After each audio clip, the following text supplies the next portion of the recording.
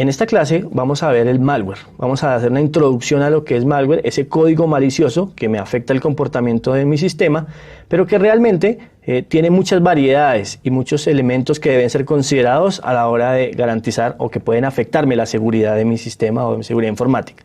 Entonces, empecemos definiendo qué es malware.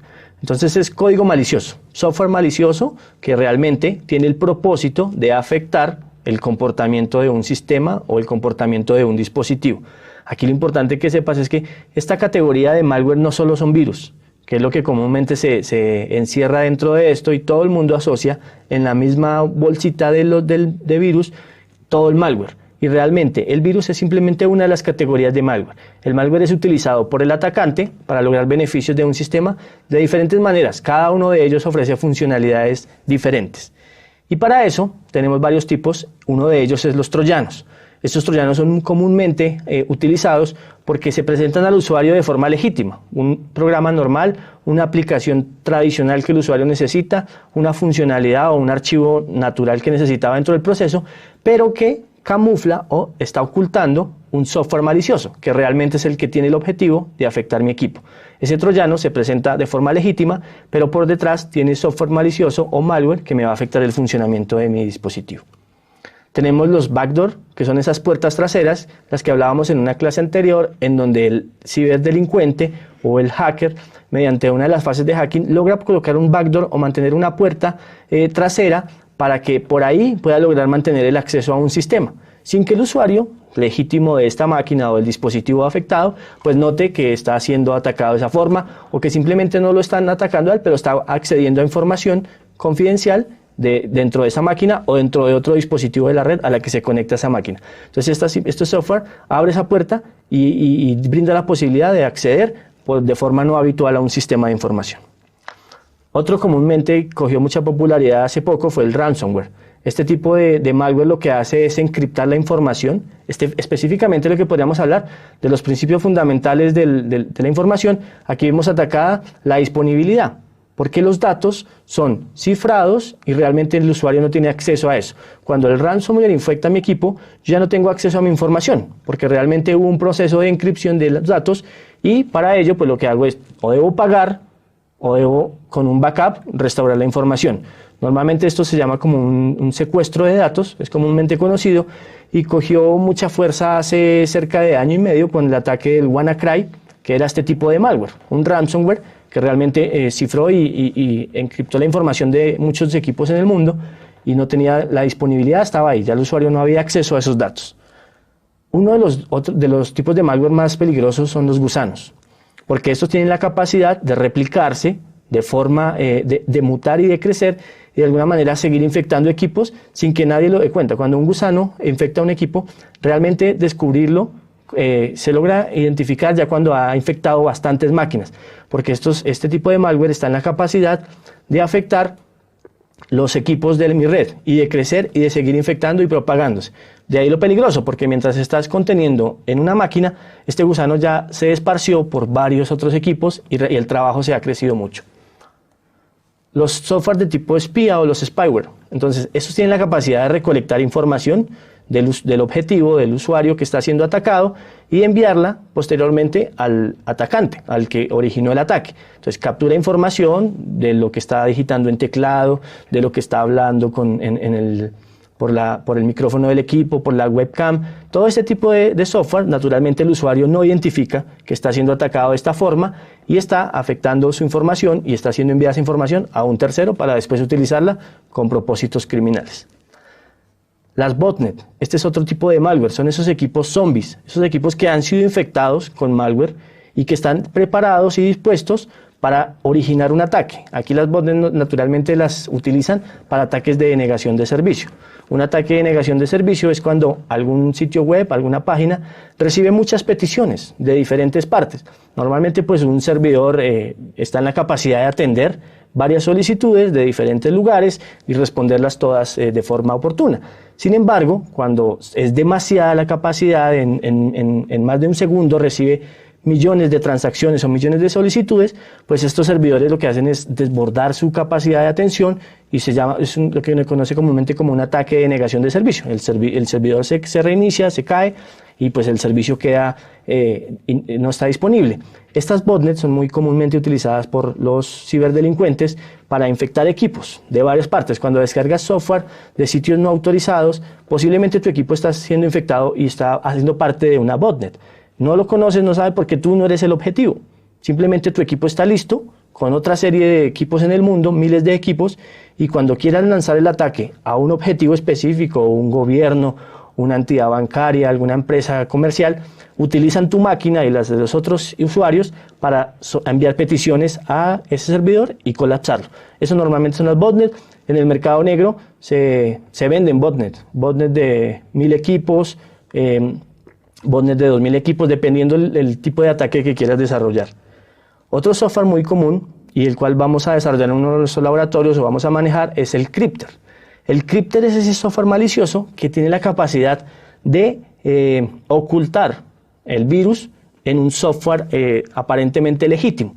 Tienen preparado el virus, naturalmente un antivirus identificaría si el software viene de una forma natural, pero lo que hace el atacante es utilizar este Crypter para colocar dentro de un software como la calculadora de Windows, un archivo en Word, algún archivo ejecutable normalmente, el software, el virus que realmente se ejecutaría al momento de que disparas el software aparentemente legítimo.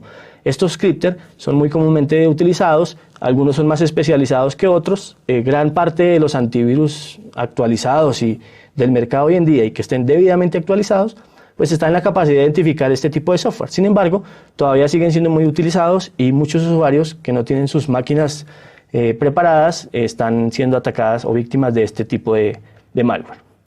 Ahora sí tenemos como último y no menos importante pues los virus, que es esa categoría que te mencionaba al comienzo donde todo el mundo encierra el tipo de malware y no. Estos virus pues realmente tienen un propósito y es afectar el comportamiento de algún dispositivo, el que infectan, bien sea un equipo, sea un dispositivo móvil, lo están afectando, poniéndolo lento, afectando algunas de las funcionalidades básicas. Ese tipo de cosas pues hace un virus. Pero si te das cuenta no es la única categoría, apenas este virus recala en la categoría de malware, pero existen muchos más que pueden ser utilizados para estos propósitos.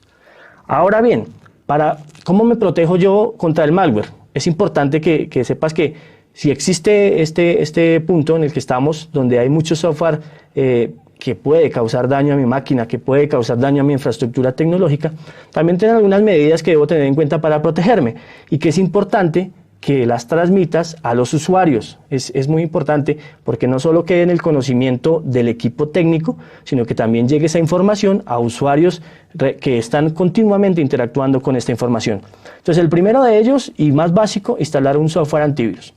Esa es la primera medida. Parece obvia, pero es habitual o es muy básica que dentro de los primeros dispositivos o primer software, que tenga que instalar dentro de mi máquina, pues tenga que, después del sistema operativo, ser un software de este tipo, un software antivirus que esté debidamente actualizado, que esté licenciado en lo posible, aunque existe software libre que puedes utilizar en este caso, pero si estás hablando de un ambiente empresarial, pues realmente hay que tener un software licenciado y con un soporte de fabricante. Ahora, generar una política de antivirus. Eso es parte de los documentos claves que deben estar ahí tenidos en cuenta, y es que la persona encargada de seguridad de la información junto con el equipo técnico pues definan unos lineamientos. Generar la política de antivirus determina cada cuánto debería actualizarse mi software. Eso va mi software de antivirus va de acuerdo a un proceso de negocio donde yo pueda decir mis máquinas pueden actualizarse, mi software antivirus se actualiza todos los días a la medianoche o todos los días al mediodía y a la medianoche, y ejecuta un análisis en cada una de las máquinas el viernes a las 11 de la noche. Entonces ese tipo de análisis va asociado a que no afecte ningún proceso de negocio, pues natural dentro de la compañía. Pero es muy importante generar esta política de antivirus. Mantener actualizado el software de antivirus. No solo basta con instalarlo, sino también que esté continuamente actualizándose para que las firmas de antivirus pues sean válidas. Es importante que sepas que el malware está continuamente evolucionando. En este momento están siendo fabricados miles de malware Y si mi antivirus está actualizado con la versión de ayer, pues posiblemente mucho de ese malware que está saliendo hoy ya no lo detecte. Entonces es necesario que se actualice continuamente. Para eso pues necesita que esté debidamente licenciado con un fabricante que me ofrezca ese servicio. Evitar abrir archivos adjuntos de remitentes desconocidos. Esto hace parte, digamos, del ADN del equipo técnico, lo deben conocer, pero esta información debe ser también transmitida a los usuarios. Un usuario de la organización que no tenga una buena capacitación en estos temas, pues normalmente cuando le envían correos sospechosos, lo primero que va a hacer es intentar abrirlo. Aquí es importante el proceso de capacitación, de sensibilización con los usuarios, de que si son desconocidos, de remitentes desconocidos, pues normalmente no se abran. Esto aplicaría también para los temas de los pendrive, no solo a través de correo electrónico, sino de pendrive. Normalmente, pues debería yo dentro de mi política de antivirus en mi organización, pues haber definido que los puertos USB también deberían estar bloqueados. Pero si por alguna razón necesito tener los puertos por la dinámica del negocio, pues es necesario decirle a los usuarios que no cualquier dispositivo de pendrive debe ser conectado acá. Esto es uno de los ataques más comunes. En ingeniería social se tiene muy en cuenta.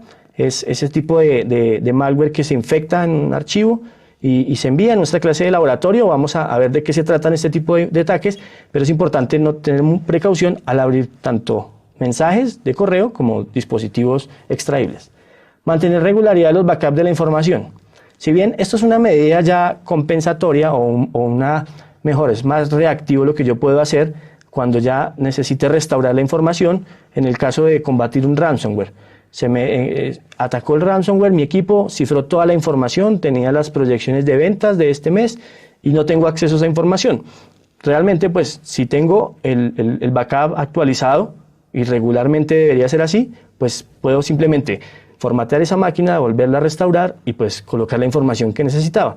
Si no, sería un grave problema si no tuviera un backup que me respaldara esa información y que realmente no tuviera acceso a ella. Programar escaneos regulares para todos los dispositivos, lo que te hablaba hace un momento. Entonces el antivirus debería ejecutarse, escanear dispositivos, tanto de los que se conectan como los equipos que ya existen en la red, en alguna periodicidad, en alguna hora específica.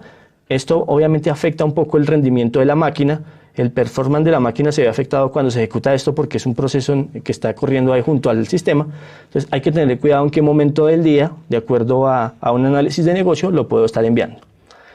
Y no abrir dispositivos o programas sin analizar por el antivirus. Entonces es lo que va muy de la mano de lo que era el archivos desconocidos y lo que te mencionaba hace un momento de los dispositivos extraíbles.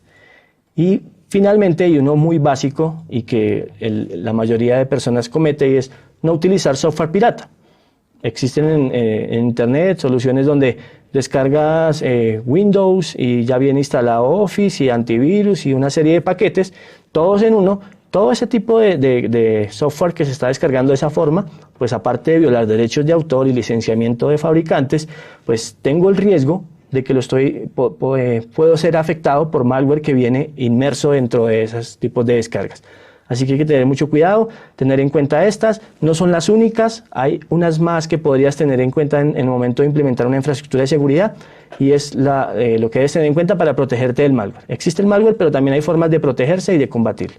En nuestra siguiente clase vamos a desarrollar unos laboratorios en donde vamos a crear algunos de estos malware, vamos a utilizar el Crypter para ver cómo funciona esto y cómo podríamos afectar a algunos equipos de alguna forma controlada y sencilla.